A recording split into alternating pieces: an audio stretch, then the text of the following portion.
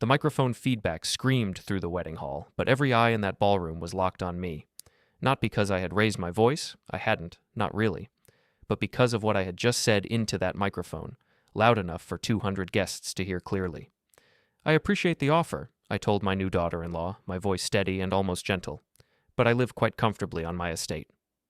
The silence that followed felt thick enough to choke on. Before we continue, we ask you to hit the hype button, subscribe, and like the video to help the channel grow. Tell us which city you are from in the comments. We would like to get to know our audience better. My name is Bek Deron. I'm 58 years old, a senior chemical technologist at a production plant an hour outside the city. For 30 years, I've worked in that fluorescent lit laboratory, solving problems most people don't know exist, keeping production lines running, making sure compounds mix correctly and safely. It's not glamorous work. Nobody writes articles about chemical technologists. But it pays well, and I'm good at it. 10 years ago, I bought a small estate in the countryside. 4 acres, a solid house with good bones, a workshop in the back, and enough distance from neighbors that I can think in peace. Before that, I still own, a 2-bedroom apartment in the city, 3rd floor of a decent building near the metro. I bought that apartment when my son Daren was 6 years old, right after his mother left. It was all I could afford back then, but it was ours. Clean title, my name on every document. 5 months ago, Daren asked if he and his fiancée Aria could move into that old apartment. He was 30, working some mid-level office job that sounded important when he described it, but seemed to involve a lot of spreadsheets and conference calls. Aria was 28, worked in marketing, dressed like someone who made twice what she actually earned. They were getting married, needed space, and rent in the city was brutal. Of course, I told him. It's just sitting there. Use it. I didn't ask for rent. He was my son. The apartment was mine, paid off years ago. Why wouldn't I help? That was my first mistake. Not offering the apartment. That part was fine. The mistake was thinking gratitude would follow generosity. The disrespect started small, little comments that felt like jokes at first. I remember the evening I drove into the city to drop off a box of dishes for them. Good plates, the kind that don't chip easily, from a set I'd replaced at the estate. I had the key to the apartment in my pocket. My key, since the lease and title were still in my name, but I knocked anyway. Polite. Aria answered, barefoot, holding a glass of wine. "Oh, Beck, come in, come in." I stepped inside and immediately noticed 3 extra pairs of shoes by the door. Women's heels, a man's loafers, casual sneakers. Not Daren's style. "Company?" I asked, setting the box on the kitchen counter. "Just my parents and Lena," Aria said breezily. "We're doing some planning." I heard voices from the living room. Aria's mother, Nadia, was saying something about measurements. Aria's father, Victor, laughed. That booming laugh he did when he wanted everyone to know he was in the room. "Beck," Victor called out. "Come sit. We're just talking about the future." I walked into the living room. Victor Hart was sprawled on my old couch, shirt collar open, looking like he owned the place. Nadia sat across from him, scrolling through something on her tablet. Aria's younger sister, Lena, was on the floor, surrounded by paint samples. "The future?" I asked. "Where everyone's going to live after the wedding," Nadia said, smiling that tight smile she always wore around me. "It's important to plan these things, don't you think?" "Sure," I said slowly. Victor gestured around the apartment. "This place will feel so much bigger once we get our things moved in. We've been looking at the closet space. Lena measured yesterday. It'll work perfectly." I blinked. "Moved in?" "Well, obviously," Lena said, not looking up from her paint samples. "Once Aria and Daren move somewhere bigger, this becomes the family place. It's way better than where we are now." Aria laughed. It was a light, musical laugh. "Don't worry, Beck. You can downgrade to here eventually when the estate gets too much for you. We'll keep an eye on you. Make sure you're okay." They all laughed. Friendly laughter. Family laughter. I stood there with the keys to my own apartment still in my pocket, watching them plan their future in my property, and said nothing. 2 weeks before the wedding, we met at a family restaurant downtown. One of those loud, busy places with too many people and not enough space between tables. Pre-wedding planning dinner, Daren called it. Aria's whole family showed up. I arrived last, straight from the plant. Still wearing my work clothes, Victor saw me first. There he is, the man of the hour. I sat down at the end of the table, the only empty seat. Victor ordered for the table without asking anyone what they wanted. He did that a lot, made decisions, assumed command. He owned a small business, something involving supply logistics. He talked about it constantly, made it sound bigger than it was. The way he dressed, the way he spoke, You'd think he was running a corporation. I'd looked him up once. 3 employees, revenue that wouldn't cover my annual salary, but he had the posture of someone important, and people believed it. "So, Bek," Victor said, leaning back in his chair, "Daren tells us you're still rattling around that big estate all by yourself." "It's not that big," I said. 4 acres? Victor whistled. "That's a lot of land for one person, a lot of upkeep, a lot of maintenance. Seems like a waste, honestly." Nadia nodded. "Older people shouldn't be isolated like that. What if something happens? What if you fall?" "I'm 58, not 80. "Still," Aria said gently, reaching across the table to pat my hand, "it's something to think about. Downsizing, simplifying. It would be better for you." "Better for me?" I repeated. "And better for the family," Victor added. "That estate, when you're gone, it'll pass to Daren anyway, right? Makes more sense for the younger generation to take over now while they can actually use it." I looked at my son. Daren was staring at his menu, jaw tight. "Daren?" I said. He looked up. "Dad, it's just, we've been talking, and after the wedding, we need to sort out who lives where. You don't need so much space. You spend most of your time at work anyway." "Who lives where?" I said quietly. "It's logistics," Aria said brightly. "Just smart planning. You'd still have a place, obviously. The apartment in the city. It's perfect for you. Close to everything. Easy to manage." I felt my phone vibrate in my pocket. I pulled it out, glanced at the screen. A message from a notary office I'd worked with years ago. "Reminder. Ownership documents for 47 Linden Avenue up for periodic review and confirmation. Please contact us to schedule." 47 Linden Avenue, the old apartment. I stared at the notification while Victor kept talking about practical arrangements and making the most of family assets. Aria laughed about something. Nadia suggested we order appetizers, and I sat there, holding the keys to my own property, listening to them divide up my life like I wasn't even in the room. I didn't sleep much that night. I kept replaying the dinner conversation, the laughter, the casual way they had talked about my home, my homes, plural, like they were pieces on a board game, ready to be moved. The next morning, I drove to the plant early. The laboratory was empty when I arrived, just the hum of ventilation systems and the faint chemical smell that never quite left the air. I liked it that way. Quiet, controlled. I'd worked in that lab for 3 decades. Started as a junior technician right out of school, worked my way up through certifications and experience. I knew every piece of equipment, every safety protocol, every quirk of every reaction we ran. When production had a problem, they called me. When inspectors came, I walked them through our processes. When new hires joined, I trained them. But to most people outside the plant, I was just the old guy in the lab. I understood. Chemical technology isn't exciting. Nobody wants to hear about pH balances or polymerization rates. It doesn't photograph well. It doesn't make for good conversation at parties, but it paid well. Very well. And I'd been careful with that money.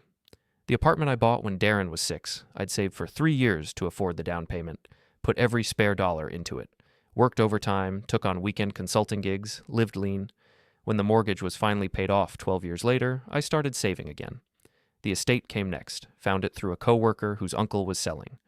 4 acres on the edge of the county, house that needed work but had good bones, price that was reasonable because it was far from trendy neighborhoods. I bought it outright. No mortgage, no debt. I'd lived there for 10 years now, fixed it up slowly, room by room, built the workshop myself, planted trees. It was mine. Completely mine.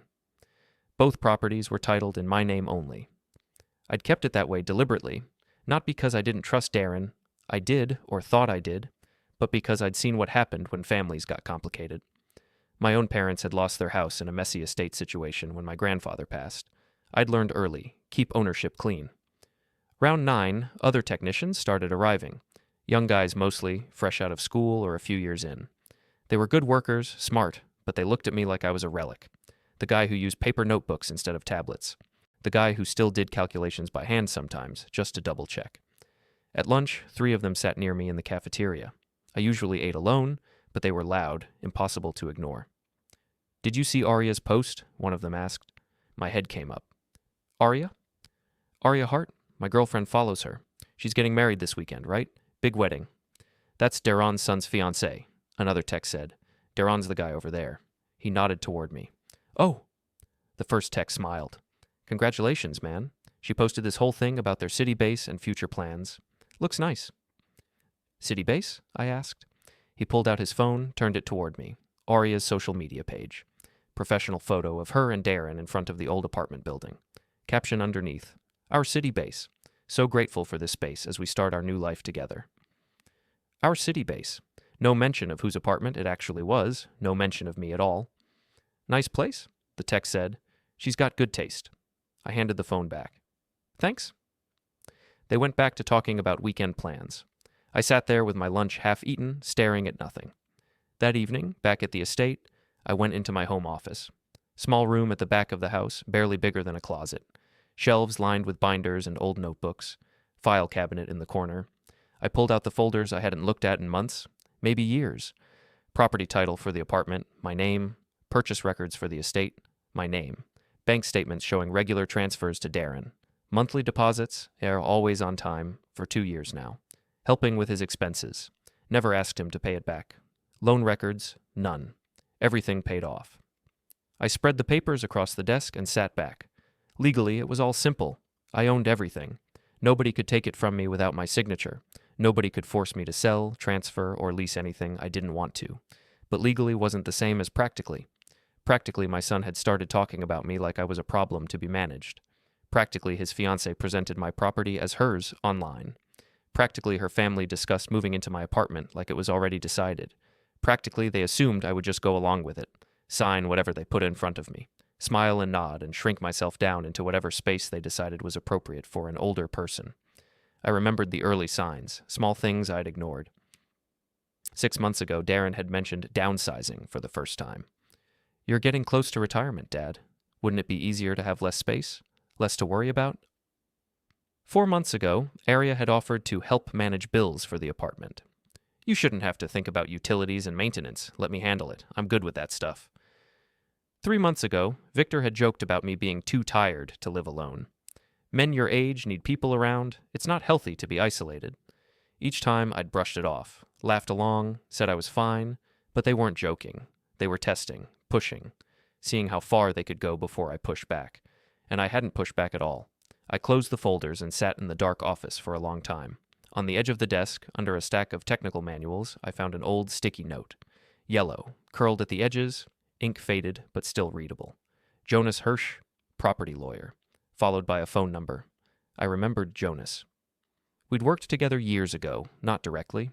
He was the cousin of a colleague, had needed some consultation on an industrial site's chemical storage issues. I'd helped him understand the technical requirements, he'd handled the legal side. Smart guy, precise, calm. I left the sticky note next to my phone and turned off the light. I didn't call Jonas right away. Part of me still wanted to believe this would resolve itself, that Daren would remember who his father was, that Aria would realize she was talking about someone else's home. That part of me was wrong. 3 days before the wedding, I drove into the city to drop off a set of spare keys for the apartment. Practical stuff, extra copies in case they locked themselves out. I was trying to be helpful, still playing the good father. I parked outside the building and climbed the stairs to the 3rd floor. As I reached the landing, I heard voices inside the apartment. Loud voices, laughter. I paused with my hand on the doorknob, then heard something that made me freeze. Finally. A woman's voice, not Aria, her mother, Nadia.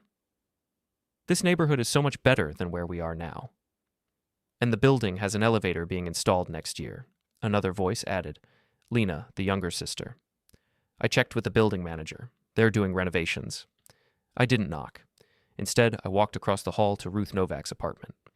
Ruth had been my neighbor when I lived here. 60 years old, retired accountant, sharp as ever. She'd watched Daren grow up, babysat him a few times when he was young. She was one of the few people who knew the whole story of my life, the early struggles, the mortgage battles, the slow climb to stability. She answered on the second knock. "Bek, what a surprise. Do you have a minute?" "Always." She stepped aside. "Coffee?" Her kitchen was small and tidy, everything in its place. We sat at the little table by the window, the same table where we'd shared coffee 100 times before. "How's the wedding planning going?" she asked. "That's actually why I'm here."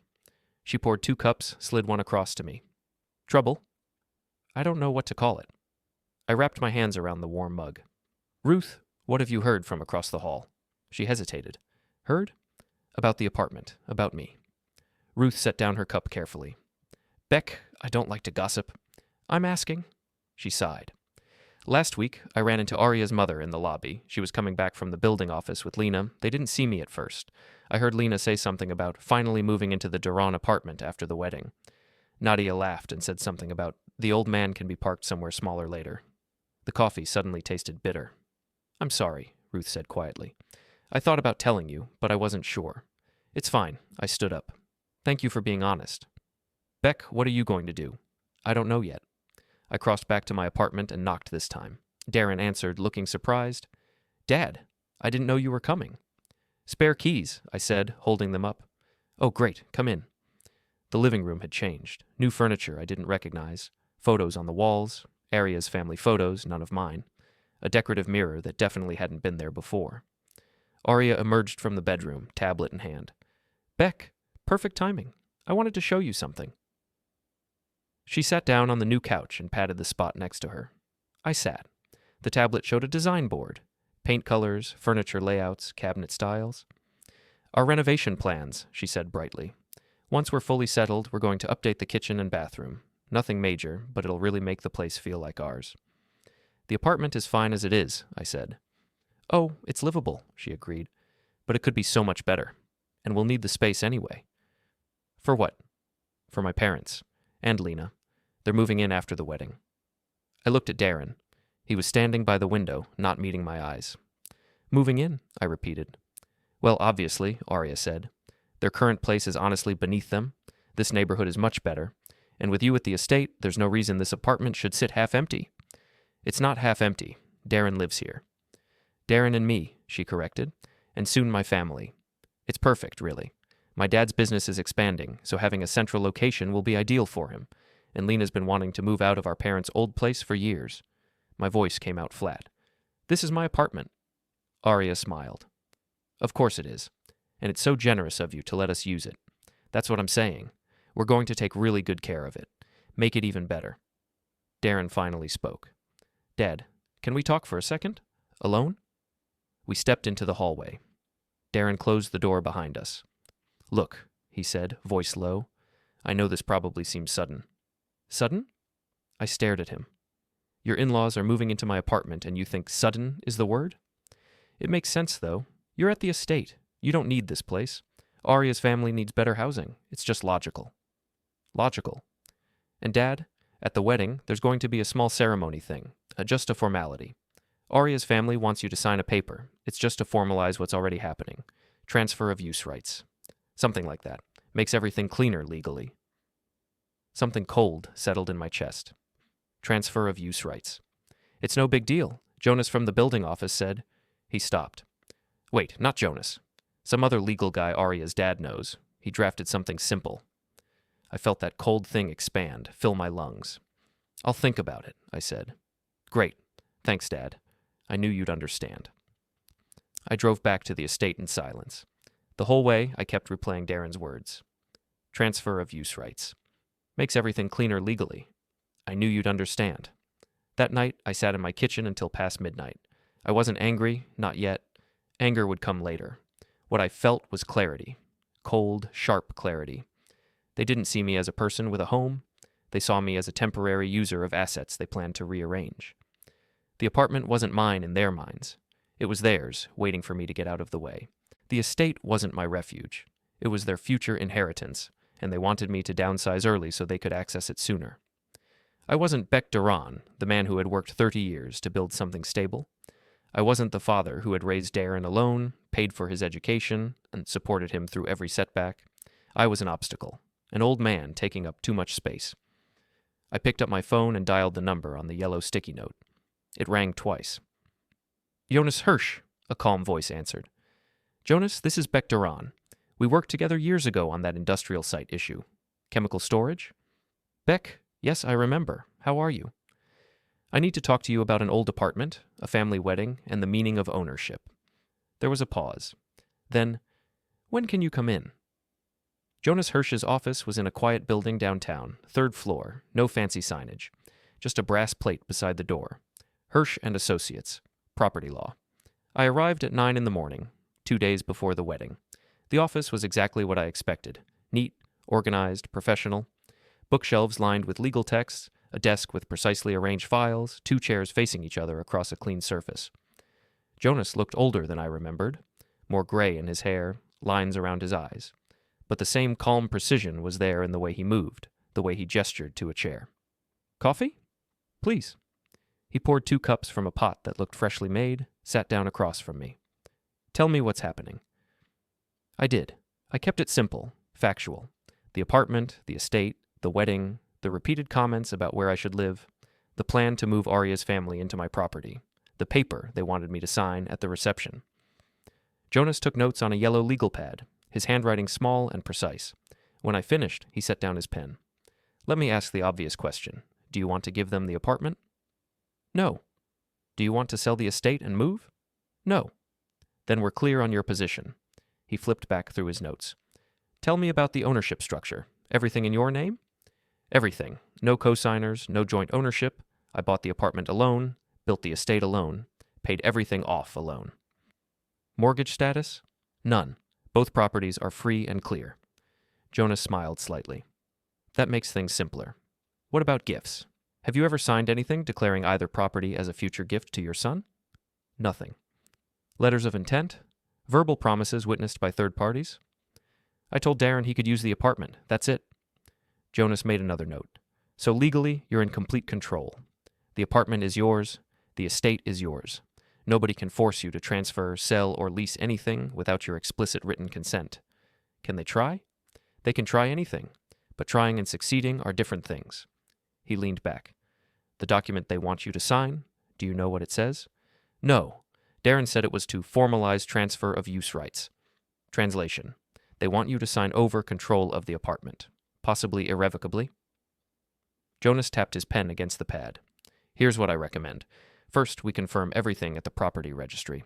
Make sure there are no liens, claims, or information requests filed against your properties that we don't know about." "Information requests?" "Sometimes people check ownership records before making claims. If Aria's family has been researching your apartment, there'll be a trail." I thought about that for a moment. "What else?" "Second, we create a protective structure. We can't stop them from trying to pressure you, but we can make sure that even if they somehow get a signature from you, through confusion, coercion, whatever, it won't hold up legally. We document everything now. Your clear intentions, your ownership status, your lack of consent for any transfers." "How?" "Formal letters, notarized statements, updated property records. We can also create a simple holding structure or personal trust that places the apartment under specific conditions. It stays yours, but the paperwork makes it clear that nobody can move in without your written lease agreement." "Can we do that before the wedding?" "We can have most of it done by tomorrow. Some filings take longer, but we can backdate the documentation to show your intent was established before any wedding ceremony or family pressure." I felt something loosen in my chest. "What about money?" "Money? I've been supporting Daren. Regular monthly transfers. If I stop them, that's entirely your choice. Financial support is voluntary, not obligated. If you want to restructure how and when you provide support, that's your right." He paused. "Do you want to stop supporting him?" I thought about Daren's face in the hallway. Transfer of use rights. Makes everything cleaner legally. "I want to tie support to respect," I said. "I want him to understand that my money isn't automatic. My property isn't his to distribute. If he wants my help, he needs to act like a son, not a property manager." Jonas nodded slowly. "We can structure that. Not as a legal contract. That would be inappropriate. But as a personal policy you document with your bank. Support continues under specific conditions. If those conditions aren't met, the support stops." "What conditions?" "That's up to you. But I'd suggest keeping it simple. No attempts to claim, transfer, or control your property without your explicit consent. No public misrepresentation of ownership. No pressure campaigns. And if they violate those conditions, the transfers stop, immediately." We spent another hour going through details. Jonas explained options, showed me examples of how other clients had protected their assets from family pressure. He was careful never to sound like he was attacking Daren or Aria. He kept everything neutral, professional, focused on property rights and clear communication. But underneath the professional language, I heard what he wasn't saying. This happens more often than people think. Families assume, families pressure, families convince themselves they're entitled to things they aren't. "One more thing," I said as I stood to leave. "At the wedding, if they publicly say something about the apartment—" "Let them," Jonas said. Don't interrupt, don't argue. Let them say whatever they want. The more they reveal their assumptions in front of witnesses, the better. Just don't sign anything, don't verbally agree to anything, and don't let them pressure you in the moment. And after? After, you tell the truth. Calmly, clearly, in front of everyone. He handed me a business card. If things get difficult, call me, but based on what you've told me, I think you're going to handle this just fine. From Jonas's office, I went straight to the city property registry. The building was old, municipal, staffed by patient clerks who looked like they'd been there since the walls were built. I requested a full ownership report for the apartment. The clerk typed into an ancient computer system, printed out a 3-page document, and slid it across the counter. Property owner, Bek Deron. Purchase date, 24 years ago. Mortgage status, satisfied. Liens, none. Claims, none. And at the bottom, in small print, recent information requests. 1. Filed 8 days ago. Requester name listed as A. Hart. Aria. Checking my ownership status. Researching whether she could make a claim. I folded the report, put it in my jacket pocket, and thanked the clerk. Next stop, my bank. The branch was busy, but I'd called ahead. They took me to a small meeting room with glass walls, the kind where you can see the rest of the bank, but conversations stay private. The bank officer was a young woman named Kelly, efficient and friendly. She pulled up my accounts on her computer. Mr. Daren, you mentioned wanting to review your automatic transfers? I want to restructure them, make them conditional. She nodded. We can do that. Currently, you have a monthly transfer set up to account ending in 4739. That's the account for my son. Right. You want to change the amount? I want to make it require manual approval each month, not automatic. She typed something. So you'd have to log in and authorize each transfer? Exactly. Any particular reason? Just for our records. I thought about how to phrase it. I want to make sure the support I'm providing is appreciated and not taken for granted. Kelly smiled slightly. I understand. We can implement that immediately. The next scheduled transfer is in 6 days, so cancel that one. I'll decide after the wedding whether to send it. Noted. More typing. Anything else? What about wedding expenses? I paid for the venue deposit, catering, flowers. Is there a way to document that those were gifts, not loans? Do you have receipts? Everything. Then yes, we can note that in your account records. If anyone ever claims you owed them repayment or that they paid for things you promised to cover, you'll have documentation showing what you actually paid. We spent 20 minutes going through my accounts. Kelly helped me organize everything clearly, what I owned, what I paid for, what I gave voluntarily versus what was expected. When I left the bank, I felt lighter. Everything was documented. Everything was clear. I drove to a coffee shop and sat by the window with a notepad, making my own notes. Not legal documents, just my own thoughts, organized. What I owned, estate, 4 acres, house, workshop. Title clear. Apartment, 2 bedrooms, city center, title clear. Savings, enough to retire comfortably even if I stopped working tomorrow. What I had given, use of apartment to Daren and Aria, no rent. Monthly financial support, never missed. Wedding costs, venue, catering, flowers, photographer. What they assumed, that the apartment would become theirs, that I would downsize to make room for them, that I would sign whatever they put in front of me, that my money and property were part of their future plans. What they didn't know, that I had already locked down the property legally, that I could stop the money anytime I wanted, that I had documentation of everything. My phone buzzed, a message from Daren. Reminder, final wedding prep tomorrow at 3. Don't forget. Also, Aria's dad wants to go over the apartment paperwork with you before the ceremony. He'll have it ready? I stared at the message for a long time. Then I typed back, see you tomorrow. No promises, no agreements, just acknowledgement. I finished my coffee and drove back to the estate. That evening, I organized my home office like I was preparing for a laboratory experiment. Everything labeled, everything in its place. One folder. Estate documents. Property title. Tax records. Utility bills. One folder. Apartment documents. Purchase records. The property registry report. Jonas's notes. One folder. Financial records. Bank statements. Transfer history. Wedding expense receipts. One folder. Family. Photos of Daren as a kid. Report cards. Graduation pictures. A reminder of who I was trying to protect when I built all of this. I sat back and looked at the 4 folders arranged in a neat row. Tomorrow was the final wedding prep. Saturday was the ceremony. And sometime in the middle of all of that, they were going to push me to sign away my property. I picked up my phone and texted Jonas. Everything ready on your end? His reply came instantly. Confirmed. New property structure filed this afternoon.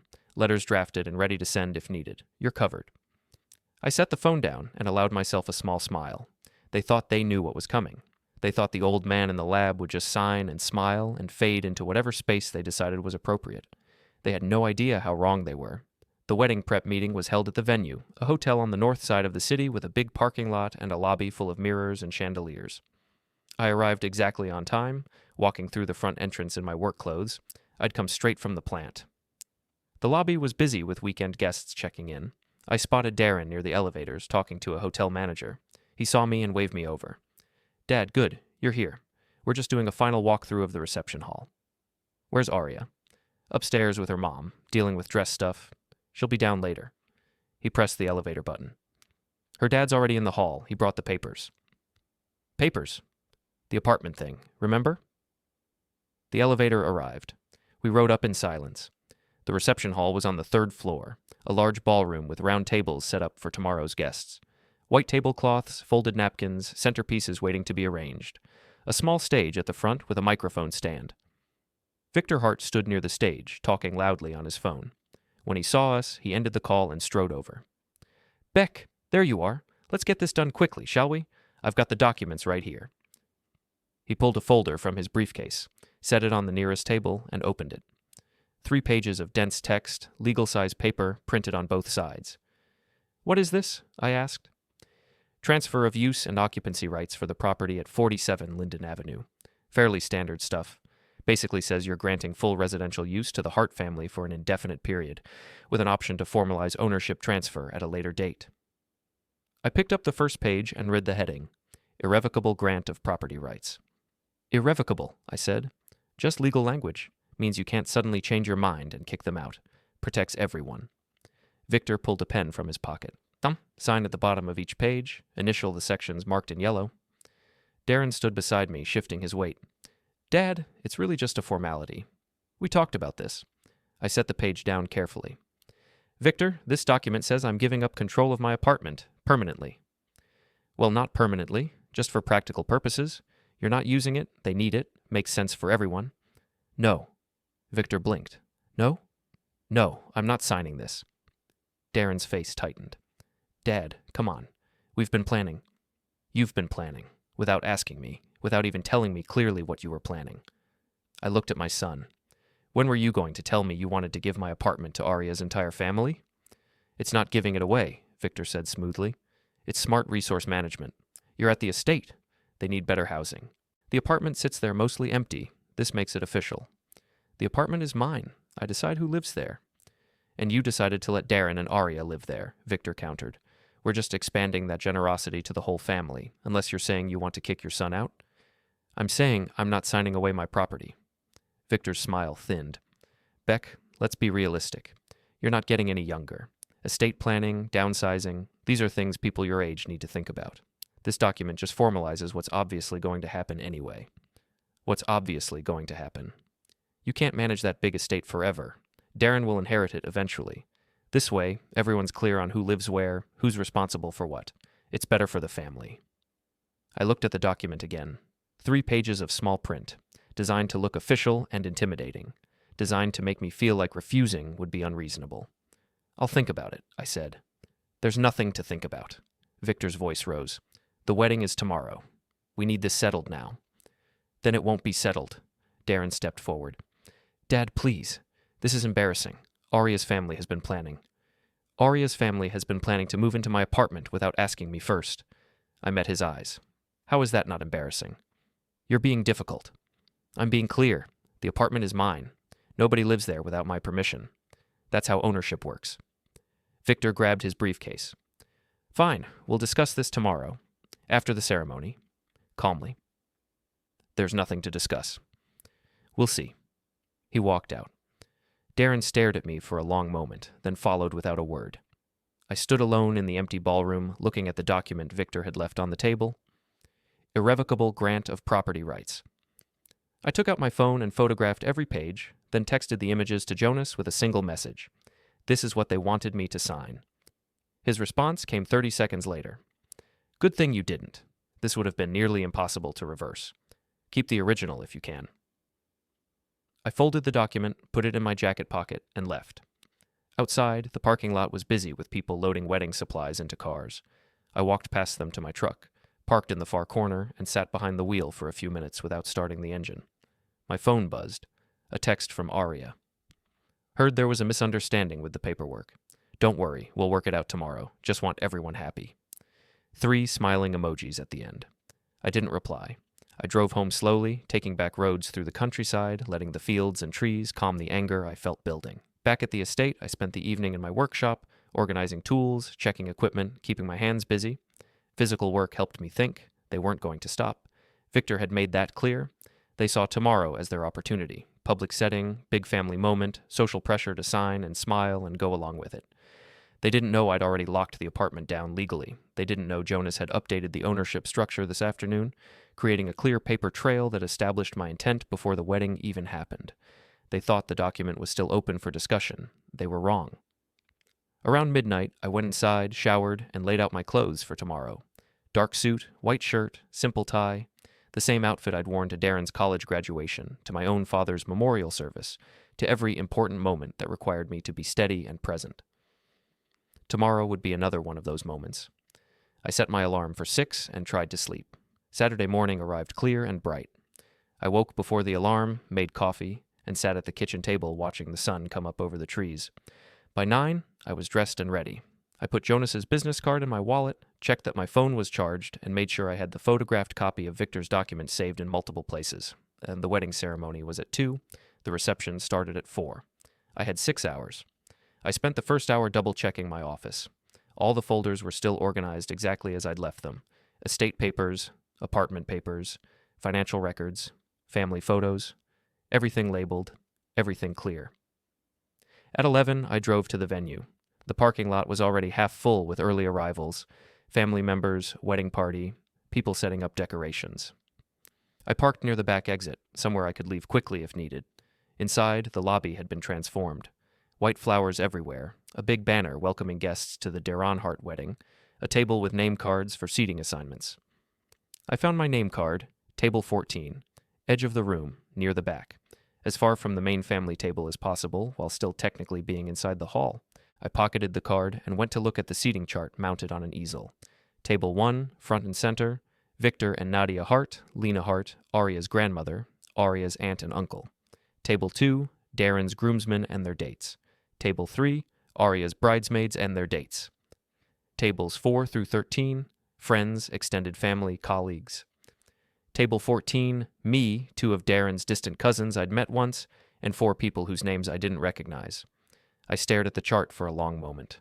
My son's wedding, my only child, and I was seated at the edge of the room like an afterthought. Someone cleared their throat behind me. I turned. Ruth Novak stood there in a deep blue dress, holding a small gift bag. Bek, I wasn't sure you'd be here early. Ruth, you're attending? Aria's mother invited me, probably because I'm still in the building directory as your old neighbor. She glanced at the seating chart. Table 14, that's unfortunate. It's fine. No, it's not. She lowered her voice. Bek, what are you going to do? About what? About them. About the apartment. I heard Nadia on the phone yesterday telling someone they're finally moving up in the world after today. They're not moving anywhere. Ruth studied my face. You have a plan. I have clarity. Good. She handed me the gift bag. This is for you, not them. Open it later. Before I could respond, she walked away toward the ballroom. I slipped the bag into my jacket pocket and went to find somewhere quiet. The ceremony was held in a smaller room on the second floor.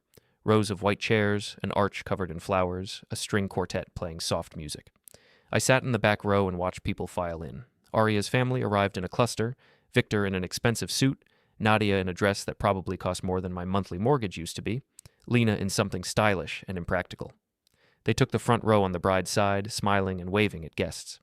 Daren stood at the front with his groomsmen, looking nervous. I watched him adjust his tie 3 times, glance at the door, check his watch. He looked young suddenly, younger than 30, like the boy who used to wait for me to come home from the plant, who would run to the door when he heard my truck in the driveway. The music changed. Everyone stood. Aria walked down the aisle in a white dress that swept the floor, her father beside her. She looked beautiful, happy, like someone who had everything planned exactly the way she wanted it. Victor walked with his chest out, nodding at guests like he was presenting a prize. The ceremony was short. Traditional vows, exchange of rings, a kiss. The officiant pronounced them married. Everyone applauded. I clapped along with everyone else, watching my son smile at his new wife, watching him slip the ring onto her finger with hands that shook slightly. As we filed out toward the reception hall, I heard Victor talking loudly to someone. Just wait till you see their city place. Beautiful apartment, perfect location. The whole family's going to be so comfortable there. The man he was talking to nodded politely, looking confused about why Victor was telling him this. I followed the crowd downstairs, keeping my face neutral, my step steady. The reception hall had been transformed. The round tables were now fully set with plates and glasses, centerpieces blooming with white roses. The small stage at the front held a microphone and speakers, a DJ booth in the corner, a long table for gifts. I found table 14 and sat down. My table mates trickled in, the distant cousins, the strangers whose names I still didn't know. We made polite small talk. They asked about my relationship to the groom. I said I was his father. They looked surprised. "Oh, we thought you were a family friend or something. You're kind of far from the main table." "It's fine," I said. One of the cousins, a woman in her 40s, leaned closer. "That's weird though, right? The father of the groom at the back of the room?" Apparently that's where they wanted me. She frowned but didn't push it. The first course arrived. Salad, some kind of vinaigrette. I ate mechanically, tasting nothing. From the main table, I could hear Aria's family laughing. Victor was telling a story, gesturing broadly. Nadia kept looking around the room like she was counting guests, calculating social value. Lena was taking photos with her phone, posing with her parents, with Aria's grandmother, with anyone who would stand still long enough. Daren and Aria sat at the center table for two, holding hands, smiling for photos. Every few minutes, someone would come up to congratulate them, and Aria would light up, thanking them enthusiastically. Daren looked happy, genuinely happy. I wondered how long that would last. After dinner, the speeches began. The best man went first, a college friend of Daren's, telling stories about late-night study sessions and road trips. Funny, light, safe. People laughed in the right places. Then one of the bridesmaids, a childhood friend of Aria's, talking about how Aria always knew what she wanted and always got it. She said it like it was a compliment. Maybe it was. Then Victor stood up. He took the microphone, waited for the room to quiet, letting the anticipation build. "Thank you all for being here to celebrate this incredible moment," he began, his voice booming through the speakers. "Today isn't just about two people joining their lives. It's about two families coming together, two families building a future." He talked about Aria's accomplishments, her ambitions, her vision. He made her sound like a CEO instead of a marketing coordinator. He talked about Daren's potential, his career, his readiness to step up into real responsibility. Every word felt calculated, designed to make Victor's family sound important, successful, forward-thinking. Then he turned slightly toward my table. "And of course, we want to thank Bek Deron, Daren's father, for his years of hard work. Bek has built a comfortable life, and now it's time for the next generation to take the wheel.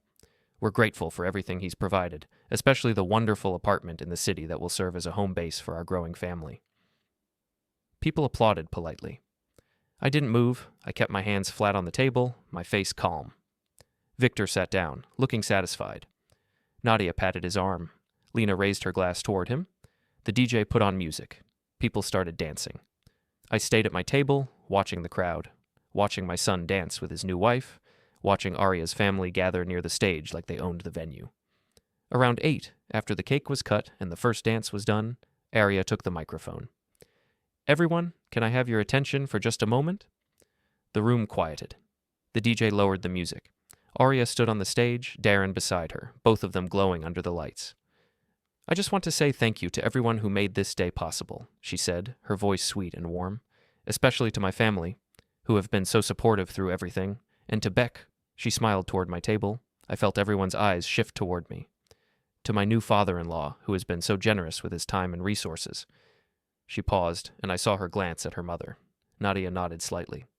"In fact, as your new daughter-in-law, I want to make sure everyone knows how much we appreciate everything. So, Bek," she laughed lightly, that musical laugh I'd heard in the apartment. "I just want to say officially, in front of everyone, I permit you to live in my old apartment. You won't have to worry about finding a new place when you're ready to downsize from that big estate. We'll take care of you." The room went still. I heard a few polite laughs, uncertain. people not sure if this was a joke or serious. Aria kept smiling, looking pleased with herself. Seriously, the apartment is yours whenever you need it. We're family now. We look out for each other. I stood up slowly. Every eye in the room turned toward me. The chair scraped against the floor. The sound echoed in the sudden silence. I walked toward the stage, my steps measured, unhurried. People shifted in their seats to watch me pass. I heard whispers starting, the rustle of confusion spreading through the crowd. Someone handed me the microphone as I reached the front. Aria stepped back slightly, her smile still in place, but something uncertain flickering in her eyes now. "Thank you, Aria," I said, my voice calm and clear, projecting across the entire hall. "That's very kind of you." She beamed, relief crossing her face. "But I appreciate the offer, and I live quite comfortably on my estate." The room went completely silent. No whispers, no movement, just silence. Aria's smile flickered. "Oh, well, of course. But when you're ready..." "I won't be ready. The estate is my home. I built it. I paid for it. I'm not leaving it." Daren stood up from his seat at the center table. "Dad, we've talked about this. The estate is too much for you. After the wedding, we need to figure out who lives where." I already figured it out. I kept my voice steady even, letting every word land clearly. "I live at my estate. You and Aria live where I give you permission to live. Currently, that's the apartment on Linden Avenue. My apartment." "Right," Daren said quickly, his face reddening. "And Aria's parents and sister will be moving in there, too. We told you this." "No, they won't." Victor stood up, his face darkening.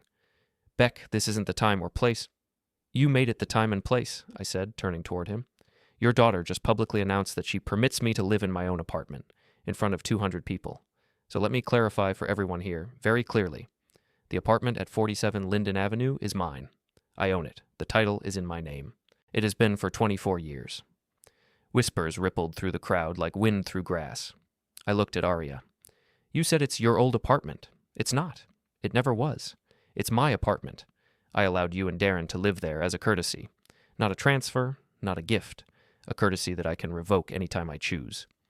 "This is embarrassing," Nadia said sharply from her seat, standing up. "You're making a scene at your son's wedding." "You're right," I agreed, turning to face her.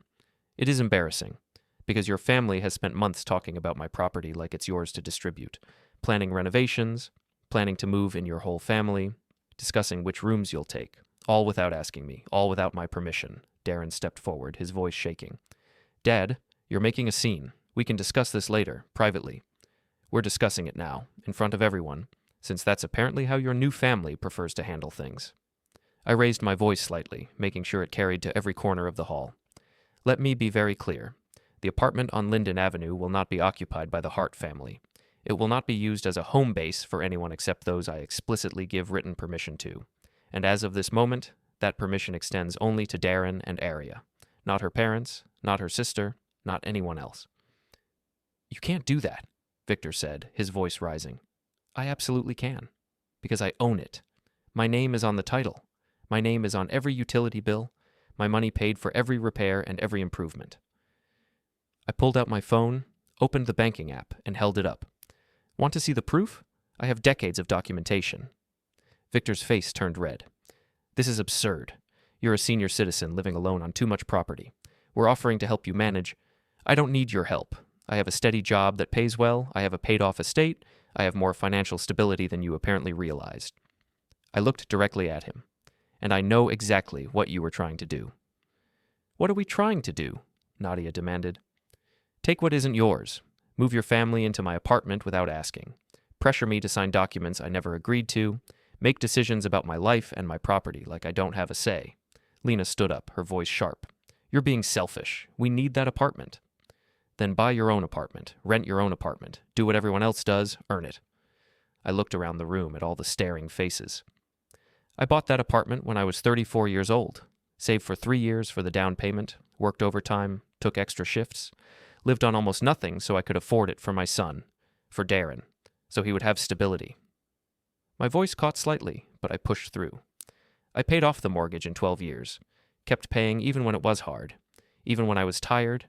Even when I wanted to quit. Because that's what you do for family. You build something. You protect it. You make sure it's there when they need it." I turned to Daren. "And I gave it to you. Not legally, not on paper, but I gave you use of it. Free, no rent, no conditions. Because you're my son." Daren's eyes were wide, his face pale. "But then, you let them?" I gestured toward Aria's family. "You let them treat it like it was already theirs. You let them plan to move in. You let your father-in-law draft papers trying to take it from me permanently. You stood by while your wife announced publicly that she permits me to live in my own home. Dad, I didn't know." "You didn't ask. You didn't defend me. You didn't say, 'Stop.'" My voice was quiet now, but it still carried. "You chose them over me." The hall was absolutely silent. "Let me tell you what else," I continued louder now. "The apartment's ownership status was updated 3 days ago. It's now held in a legal structure that requires my written lease agreement for anyone to occupy it. I have not signed any such agreement for the Hart family. That agreement specifies that only Daren and Aria may live there, and only as long as they respect the terms." "What terms?" Daren whispered. "That it remains my property, that no one else moves in without my written permission, that you stop treating my generosity like it's your entitlement." Victor slammed his hand on the table. "This is blackmail. No, this is property law. This is ownership. This is me finally saying no to people who thought I was too old, too tired, and too polite to push back." I looked at my phone again. I also stopped the automatic monthly support I was sending Daren. As of yesterday, those transfers require my manual approval each month. If he wants my financial help, he'll need to ask respectfully, and not assume it's his right. "You're cutting him off?" Nadia gasped, her hand going to her chest like I'd struck her. "I'm making my support conditional on basic respect, something your family seems to have forgotten exists." The DJ had turned off the music completely. Somewhere in the back of the hall, someone coughed. A glass clinked against a table, but mostly there was just silence and 200 pairs of eyes watching this unfold. Aria grabbed the microphone from my hand, her smile gone, replaced by something hard. "Everyone, I'm so sorry. There's been a huge misunderstanding. My father-in-law is just confused about the paperwork. We'll get this sorted out privately." "I'm not confused," I said loudly, without the microphone, my voice still carrying across the hall. "I'm absolutely clear. The apartment is mine, the estate is mine, my money is mine, and none of it is available for your family to claim, occupy, or control without my explicit permission." I looked at Daren one more time, my son, my only child, the boy I'd raised alone, worked overtime for, built a life for. "You had a choice," I said quietly, but everyone heard it in the stillness. "You could have defended me when they started talking about my home like it was theirs. You could have told them to stop. You could have stood up and said, 'That's my father's property, and we need to ask him.' You could have acted like my son instead of their property manager." His face crumpled, tears started in his eyes. "Maybe you'll remember that next time someone offers you respect instead of assumptions." I set the microphone down on the edge of the stage and turned away. Behind me, the hall erupted in noise. Raised voices, shocked whispers, the clatter of chairs as people stood up. I heard Victor shouting something. I heard Nadia's voice, high and sharp. I heard Aria saying, "Please, everyone, just calm down." I pushed through the crowd toward the exit. People moved aside quickly, not meeting my eyes, some looking shocked, some looking sympathetic, some looking like they weren't sure what they'd just witnessed. Someone grabbed my arm near the door. "Ruth." "That was very clear," she said. "Had to be." "Where are you going?" "Home." She nodded, squeezing my arm once. "Good. Call me tomorrow if you need anything." "Thank you for the gift. Open it when you get home. You'll need it." I walked through the lobby, past the flowers and the welcome banner, past the gift table piled with wrapped boxes and envelopes, through the glass doors into the parking lot. The evening air was cool and clean. I breathed it in deeply, feeling my lungs expand, feeling the tightness in my chest start to ease. Behind me, through the glass, I could see people spilling out of the reception hall into the lobby. Victor was gesturing wildly at someone. Nadia was on her phone. Aria was crying, surrounded by bridesmaids. The DJ was packing up his equipment even though the reception was supposed to go for 3 more hours. I turned away and walked toward my truck. As I reached it, I heard footsteps running across the parking lot. Fast, desperate footsteps. Daren. "Dad, wait." I turned. He stopped a few feet away, breathing hard, face streaked with tears, still in his wedding tuxedo. His bow tie was crooked. His hair was messed up. He looked like he'd aged 10 years in 10 minutes. "Please," he said, his voice breaking. "Please don't do this." "Do what?" "Cut me off. Take everything away. I'm your son. Then act like my son, not like Aria's family's project manager." I was trying to keep everyone happy.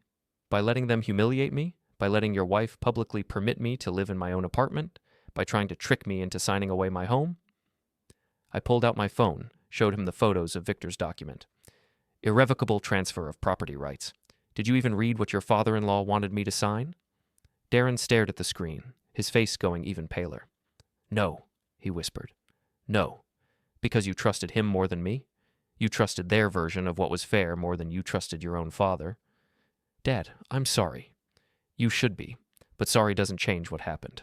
Sorry doesn't make me forget that you stood in that hall and announced that your in-laws were moving into my apartment like it was already decided, like I didn't exist, like I didn't matter.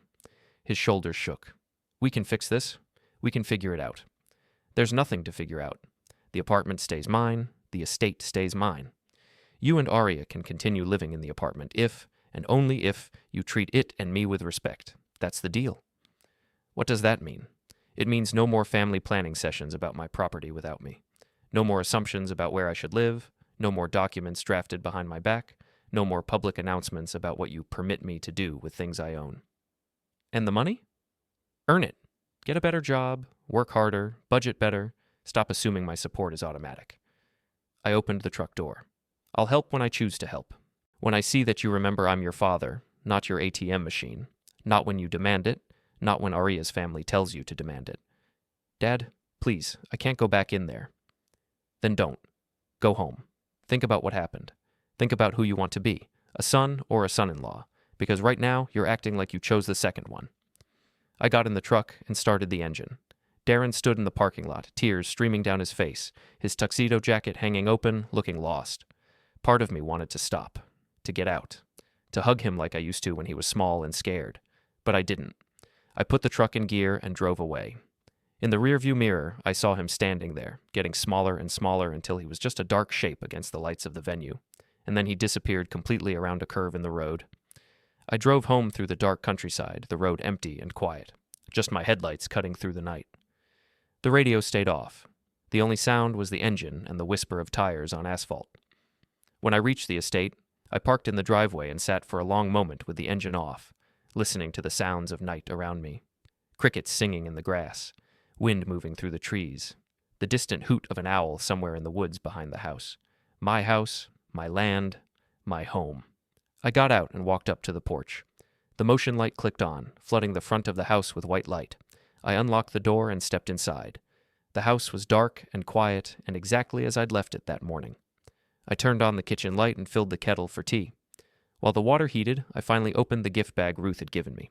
Inside was a small photo frame. The picture showed me and Daren when he was about 10 years old, both of us standing in front of the old apartment building, grinning at the camera. Summer day, bright sun. Daren was holding a set of keys, the first time I'd let him carry his own copy. He'd been so proud, kept checking his pocket every 5 minutes to make sure they were still there. A note was tucked behind the frame in Ruth's neat handwriting. Remind him who gave him his first home. R. I set the frame on the kitchen counter, propped against the wall where I could see it. The kettle whistled. I made tea and sat at the table. My phone stayed silent. No calls, no texts. Just the glowing screen showing the time. 9:47 p.m. I thought about Daren standing in that parking lot, crying. I thought about the apartment where he'd grown up, where I'd raised him alone, where we'd built our life together one day at a time. I thought about the estate, this house I'd built for my future, my retirement, my peace. I thought about Victor's red face and Nadia's shock and Aria's anger and the 200 guests watching my family fall apart in real time. And I felt no regret. I felt clear, clean, free.